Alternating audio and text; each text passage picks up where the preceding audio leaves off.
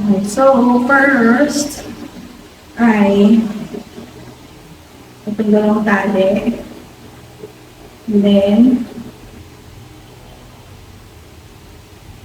itatali natin ganyan para maging ganito. Ayan. So, yan. Yan yung pa-X na style. X tuloy pa V. Tapos, tali nyo lang na ganyan. So, imagine nyo na lang, kailangan nyo yan dyan. Ayan. Tapos, so, tali naman natin yung likod. And then, pwede nyo, kung ayaw nyo kita yung pinigiling nyo, baba nyo lang ito.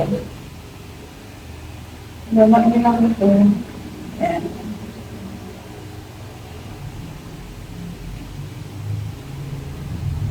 Down.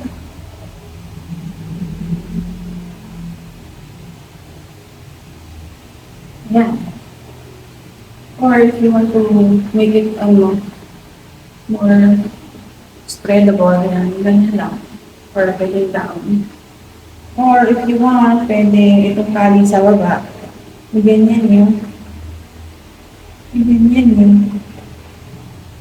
Para merong ayan. Or if you want pa ganyan. Diba? Or pwede nyo lagyan dito ng brooch or may design yung ring, pang scarf. Ring, yun. Hello? So, yan, gagamit na nga ako ng mic. Or, if you want, gusto nyo mas mataas yung sa leeg. Ayan siya. Diba? Then, pwede nyo lagyan ng hatiin yan. Depende sa inyo kung anong trip nyo. And then, meron naman yung hindi tatali. Tanggalin natin yung tali. So, yung pag ganito lang. Okay. Tapos, pag ganito, ganyan. Then,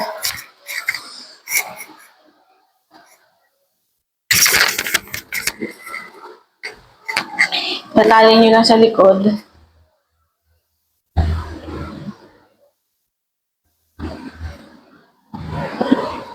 Ayan. So, nakatali na. And then, ayan, gusto nyo ganyan lang.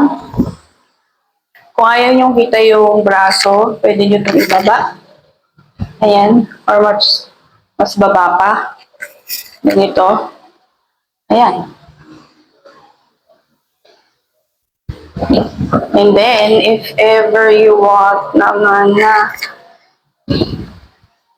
itong belt dito sa baba, itataas natin. Ganyan. And then, yung pangalawang belt, tataas natin. Ganyan.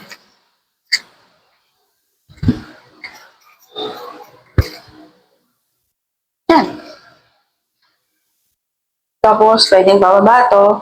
Or gusto niyo mas baba. Yan. So, madali lang siya. Madali lang.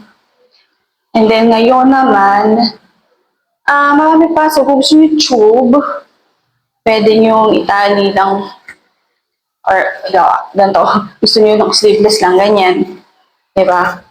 Pag tube naman, ganito lang.